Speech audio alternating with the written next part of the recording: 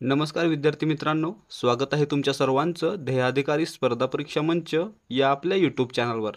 मित्रांनो, आपण 2025 मध्ये होणाऱ्या पोलीस भरतीसाठी अतिसंभाव्य प्रश्नांची एक सिरीज सुरू केली आहे, ज्यामध्ये आपण आज या सिरीजचा चौथा भाग पाहत आहोत. तर मित्रांनो, जर तुम्ही देखील 2025 मध्ये होणाऱ्या पोलीस भरतीसाठी तयारी करत आहात तर हा व्हिडिओ पूर्ण पहा आणि आपल्या मित्रांसोबत शेअर करा. तसेच या व्हिडिओमधील माहितीच्या आधारे शेवटी एक प्रश्न विचारला जाईल, त्यामुळे व्हिडिओ पूर्ण पहा आणि शेवटी विचारलेल्या प्रश्नाचं उत्तर द्या. आता सुरुवात करूयात आजच्या प्रश्नांना. पहिला प्रश्न आहे, चंद्राच्या दक्षिण ध्रुवावर यशस्वीपणे लँडर उतरवणारा जगातील पहिला देश कोणता? आता या ठिकाणी लक्षात ठेवायचं आहे, ज्याप्रमाणे मी प्रश्नांची उत्तरं सांगतो आणि स्पष्टीकरण देतो त्यासोबतच माझ्या अगोदर तुम्ही तुमचं उत्तर कमेंटमध्ये लिहून सांगू शकता आणि शेवटी तुमची किती प्रश्नांची उत्तरे बरोबर आली ते देखील तुम्ही मला कमेंट करून सांगू शकता. आता या ठिकाणी पहा, चंद्राच्या दक्षिण ध्रुवावर यशस्वीपणे लँडर उतरवणारा पहिला देश कोणता बनलेला आहे? तर आपला भारत. 2023 मध्ये भारतानं विक्रम नावाचा लँडर चंद्राच्या दक्षिण ध्रुवावर उतरला होता. ठीक आहे, म्हणजे पर्याय 3 भारत हे आपलं उत्तर आहे. त्यासोबतच काय लक्षात ठेवायचं, या लँडरचं नाव काय होतं? विक्रम लँडर. आणि मोहिमेचं नाव काय होतं? चंद्रयान-3. ठीक आहे. त्याचबरोबर आणखी एक महत्त्वाचा प्रश्न, दक्षिण ध्रुवावर ज्या ठिकाणी हे लँडर लँड झालं किंवा उतरलं त्या ठिकाणाला कोणतं तरी नाव देण्यात आलेलं आहे. ते नाव कोणतं आहे? शिवशक्ती पॉईंट. ठीक आहे. प्रश्न क्रमांक 2, समान नागरी कायदा करणारे देशातील पहिले राज्य कोणते? आता मित्रांनो, नुकतंच 2025च्या जानेवारी महिन्यामध्ये उत्तराखंड या राज्यानं संपूर्ण राज्यामध्ये युनिफॉर्म सिव्हिल कोड म्हणजेच समान नागरी कायदा लागू केलेला आहे. म्हणजे आपलं उत्तर काय? पर्याय 3 उत्तराखंड. ठीक आहे. या उत्तराखंड राज्यालाच देवभूमी असं देखील म्हटलं जातं. प्रश्न क्रमांक 3, भारतीय अंतराळवीरांना अंतराळात घेऊन जाण्यासाठी इस्रोकडून कोणती मोहीम राबवण्यात आली? आता या ठिकाणी पहा, 2026 मध्ये भारतातील अंतराळवीरांना अंतराळात नेण्याची एक मोहीम राबवली जाणार आहे, जिचं नाव आहे गगनयान. या मोहिमेअंतर्गत पृथ्वीपासून 400 किलोमीटर अंतरावर अंतराळामध्ये अंतराळवीरांना नेलं जाणार आहे. ठीक आहे, म्हणजे या ठिकाणी पर्याय 1 गगनयान हे आपलं उत्तर आहे. प्रश्न क्रमांक 4, नागरिकत्व दुरुस्ती अधिनियमानुसार खालीलपैकी कोणत्या देशातील स्थलांतरितांना भारतीयत्व मिळण्यासाठी अर्ज करण्याची तरतूद आहे? आता या ठिकाणी पहा, नागरिकत्व दुरुस्ती अधिनियम म्हणजे CAA, सिटिझनशिप अमेंडमेंट ॲक्ट, हा मित्रांनो 2019ला आणला गेला होता आणि ज्यानुसार भारताशेजारी जी मुस्लिम राष्ट्र आहेत त्यांच्यामध्ये असणारे मुस्लिम वगळता इतर लोक म्हणजे हिंदू, ख्रिश्चन, शीख, फारसी यांना भारतीय नागरिकत्व लवकरात लवकर आणि सुलभतेने मिळवता यावं यासाठी हा कायदा करण्यात आलेला आहे. आणि मग मित्रांनो, या ठिकाणी भारताशेजारील मुस्लिम राष्ट्र कोणते आहेत? बांगलादेश, अफगाणिस्तान आणि पाकिस्तान. मग त्यापैकी पर्यायामध्ये कोणाचं नाव आलेलं आहे? अफगाणिस्तानचं. म्हणजे पर्याय 1 हे आपलं उत्तर असणार आहे. ठीक आहे.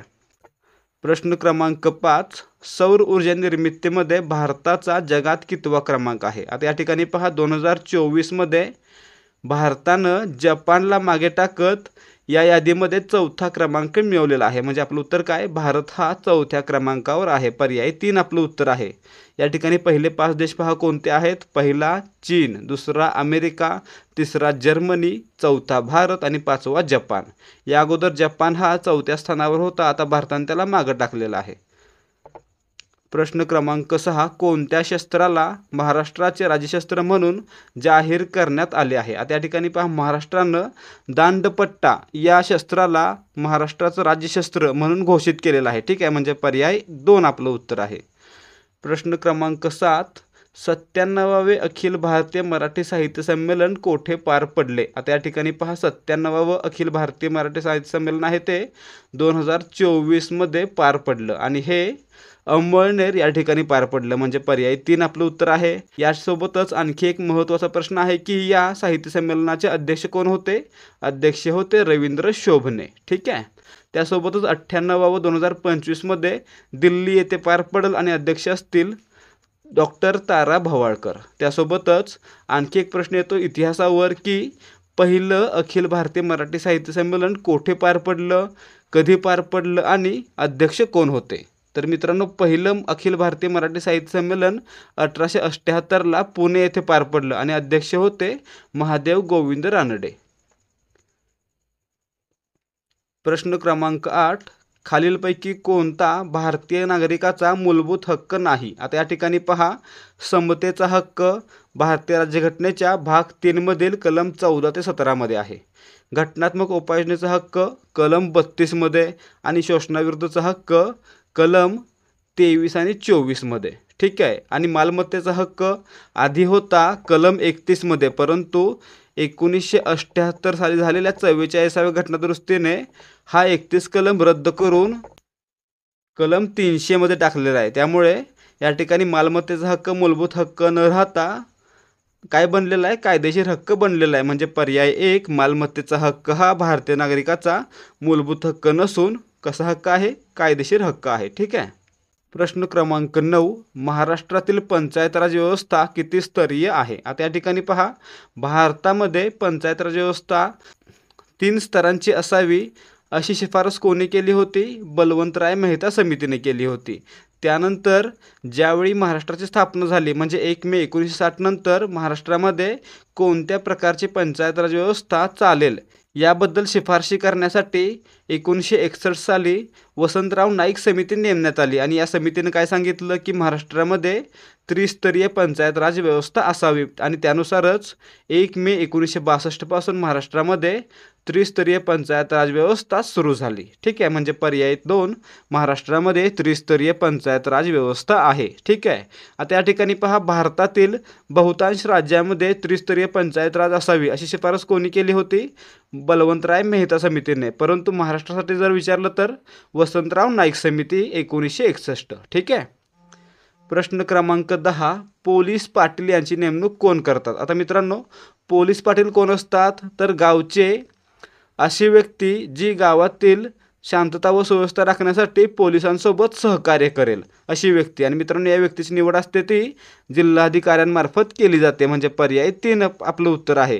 काही वेळा जिल्हाधिकारी इतर अधिकाऱ्यांना नियुक्ती करण्यासाठी अधिकार देऊ शकतात. ठीक आहे. प्रश्न क्रमांक 11, पुणे ते मुंबई मार्गादरम्यान कोणता घाट आहे? आता या ठिकाणी पहा, कसारा घाट. कसारा घाट म्हणजेच काय? थळ घाट. हा कुठे आहे? मुंबई आणि नाशिकच्या दरम्यान. दुसरा आहे बोर घाट, पुणे आणि मुंबईच्या दरम्यान. खंबाटकी घाट, पुणे आणि सातारा दरम्यान. आणि फोंडा घाट, कोल्हापूर सावंतवाडी किंवा कोल्हापूर पणजी यांच्या दरम्यान. ठीक आहे. म्हणजे या ठिकाणी आपलं उत्तर काय? मुंबई ते पुणे बोर घाट, पर्याय 2. त्यासोबतच जर तुम्हाला महाराष्ट्रातील घाट आणि त्यांना जोडणारी ठिकाणं याबद्दलची माहिती PDF मध्ये हवी असेल तर तुम्ही डिस्क्रिप्शनमध्ये दिलेल्या लिंकवरून आपलं टेलिग्राम चॅनल जॉईन करा. त्यावर तुम्हाला PDF मिळतील. त्यासोबतच तुम्हाला त्यावर पोलीस भरती, तलाठी भरती आणि सरळ सेवा भरती यांच्यासाठी दररोज 100 प्रश्नांचा सराव करता येईल. त्यामुळे त्यासाठी देहाधिकारी स्पर्धा परीक्षा मंचचं टेलिग्राम चॅनल डिस्क्रिप्शनमध्ये दिलेल्या लिंकवरून जॉईन करा.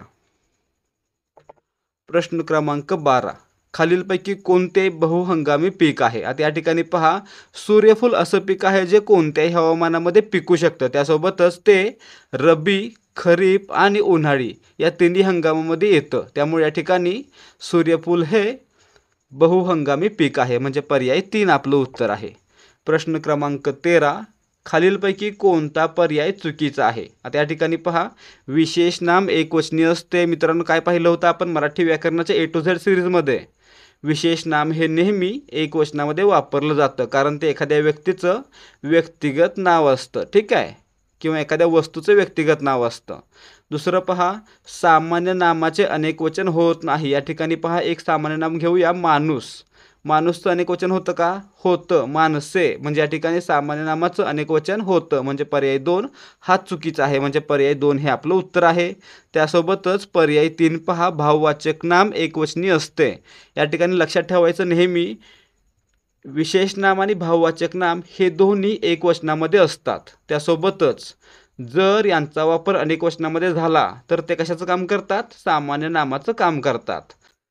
प्रश्न क्रमांक 14, खालीलपैकी कोणता शब्द स्त्रीलिंगी, पुल्लिंगी तसेच नपुंसकलिंगी आहे? आता या ठिकाणी पहा, आपण काय म्हणतो? तो मुलगा, ती मुलगी आणि ते मूल. ठीक आहे, हे काय झालं या ठिकाणी तर पुल्लिंगी, स्त्रीलिंगी आणि नपुंसकलिंगी झालं. मग त्याचप्रमाणे या ठिकाणी पहा, तो पोर, ती पोर आणि ते पोर. या ठिकाणी पोर हा शब्द तिन्ही लिंगामध्ये वापरता येतोय. म्हणजे हा शब्द आहे तो पुल्लिंगी पण आहे, स्त्रीलिंगी पण आहे आणि नपुंसकलिंगी पण आहे. म्हणजे पर्याय एक आपलं उत्तर आहे.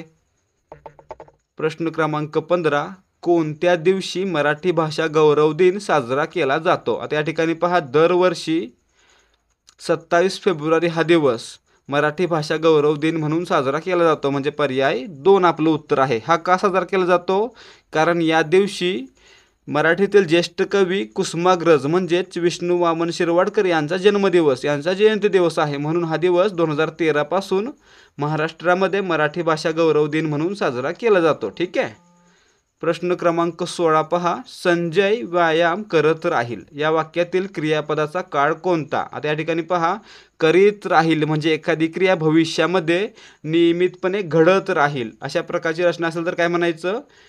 ही क्रिया घडण्याची रीत भविष्यामध्ये सुरू राहणार आहे. म्हणून या ठिकाणी रीती भविष्यकाळ म्हणजे पर्याय 2 आपलं उत्तर आहे.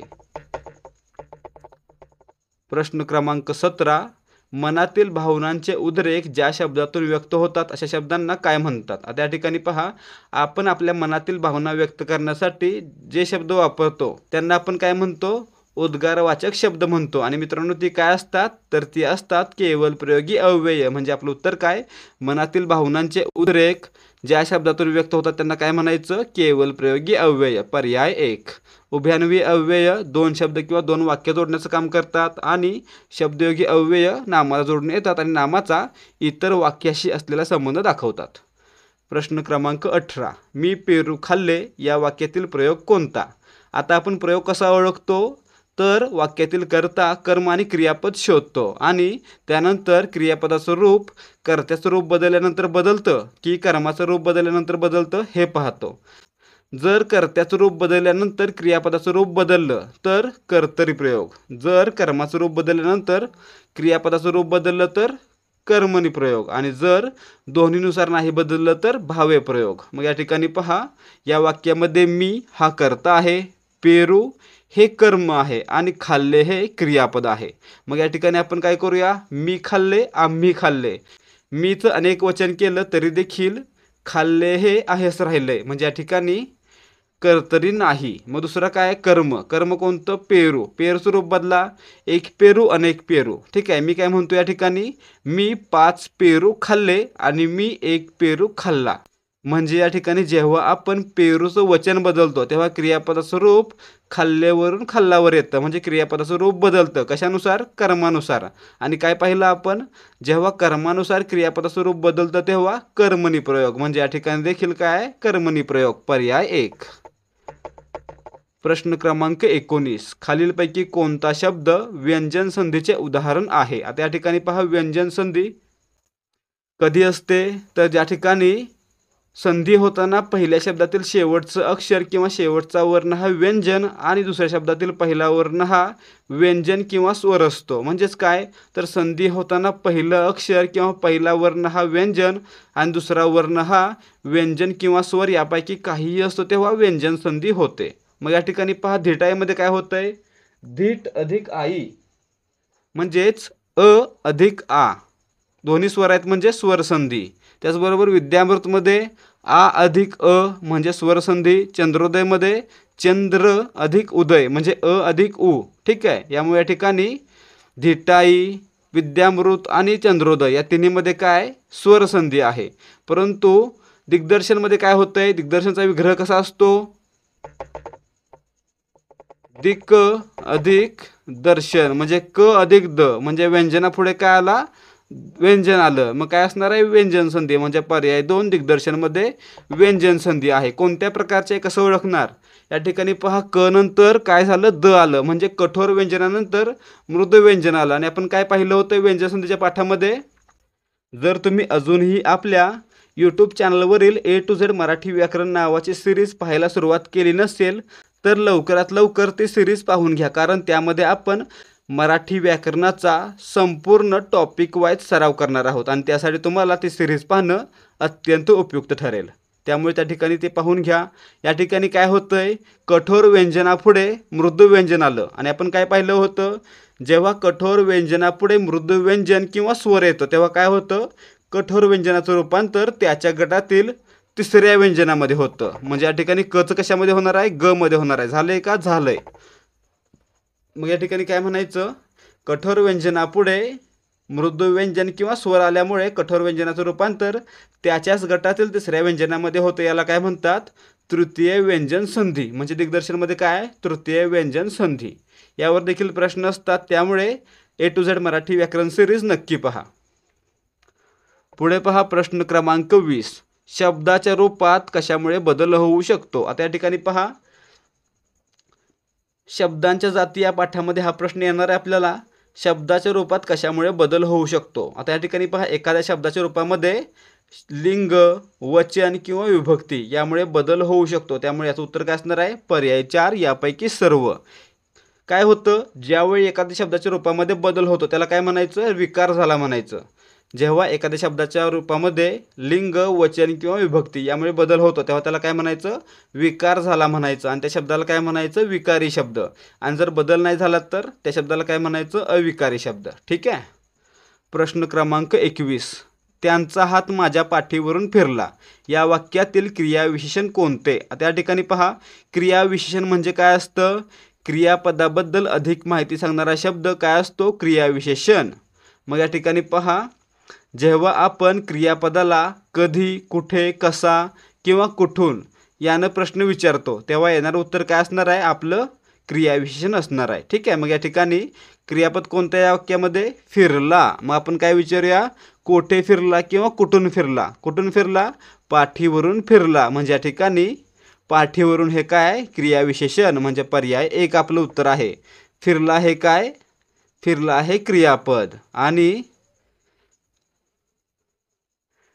हात हे काय, हात हा उद्देश आहे किंवा कर्ता आहे। ठीक आहे। आता या ठिकाणी पहा, जर तुम्ही पोलीस भरतीसाठी तयारी करत आहात तर त्यासाठी अभ्यासाबरोबरच आपला अभ्यास किती झाला हे तपासणं देखील आवश्यक आहे आणि आपण प्रश्नपत्रिका वेळेमध्ये सोडवू शकतो की नाही हे देखील आपल्याला तपासलं पाहिजे। त्यासाठीच देहाधिकारी स्पर्धा परीक्षा मंच घेऊन आला आहे फक्त 25 रुपयांना 10 सराव प्रश्नपत्रिकांचा संच। त्यामुळे जर तुम्हाला पोलीस भरतीसाठी तयारी करायची आहे तर तुम्ही हा संच नक्की विकत घ्या। त्यासोबतच छत्रपती शिवाजी महाराजांच्या 395व्या जयंतीनिमित्त दिनांक 19 फेब्रुवारी 2025 ते 28 फेब्रुवारी 2025 या कालावधीमध्ये आपली 25 रुपयांची ही सिरीज फक्त 10 रुपयांना मिळणार आहे। म्हणजेच 10 रुपयांना 10 प्रश्नपत्रिका तुम्हाला मिळणार आहेत। त्यामुळे जर तुम्हाला पोलीस भरतीसाठी सराव प्रश्नपत्रिका सोडवायच्या आहेत तर तुम्ही ही सिरीज नक्की विकत घ्या। या सिरीजमधील प्रश्नपत्रिका कशा असतील हे पाहण्यासाठी तुम्हाला एक डेमो प्रश्नपत्रिका फ्रीमध्ये दिली जाईल। ती डेमो प्रश्नपत्रिका पाहण्यासाठी या व्हिडिओच्या डिस्क्रिप्शन मध्ये दिलेल्या लिंकवरून आपल्या टेलिग्राम ॲडमिनला डेमो असा मेसेज पाठवायचा आहे। तो मेसेज पाठवल्यानंतर ॲडमिन तुम्हाला फ्री डेमो प्रश्नपत्रिका देईल। ती प्रश्नपत्रिका पहा, सोडवा आणि तुम्हाला योग्य वाटल्यास तुम्ही हा प्रश्नसंच विकत घेऊ शकता। या संचामध्ये आपल्याला एक प्रश्नपत्रिका फक्त 1 रुपयाला मिळत आहे, ती देखील संपूर्ण स्पष्टीकरणासह। त्यामुळे इकडे तिकडे 10 रुपये जाणारच आहेत, ते 10 रुपये आपण या ठिकाणी लावले तर थोडा फायदा देखील होऊ शकतो। त्यामुळे ही सिरीज तुम्ही नक्की घ्या। प्रश्न क्रमांक 22, बोलणाऱ्याच्या तोंडचे शब्द दर्शवण्याकरता कोणत्या अवतरण चिन्हाचा वापर केला जातो। आता या ठिकाणी पहा, समजा म्हटलं आपण अक्षय म्हणाला की, काय देतो आपण त्यानंतर, स्वल्पविराम आणि दुहेरी अवतरण चिन्हामध्ये तो जी गोष्ट बोलला ती। म्हणजे या ठिकाणी बोलणाऱ्याच्या तोंडचे शब्द दाखवण्यासाठी दुहेरी अवतरण चिन्हाचा वापर केला जातो, म्हणजे पर्याय 3 आपलं उत्तर आहे। प्रश्न क्रमांक 23, एखादी चांगली वस्तू अथवा पैसा देऊन दृष्ट माणसाला अनुकूल करून घेणे या आशयाची म्हण कोणती। आता या ठिकाणी या आशयाची म्हण कोणती आहे, तर एखाद्याला काहीतरी आमिष दाखवून त्याला शांत करणं, म्हणजेच काय, चिकनी सुपारी पिकले पान, गोड म्हसोबा आमची आण, ही म्हण या ठिकाणी योग्य ठरते, म्हणजे पर्याय 2 आपलं उत्तर आहे।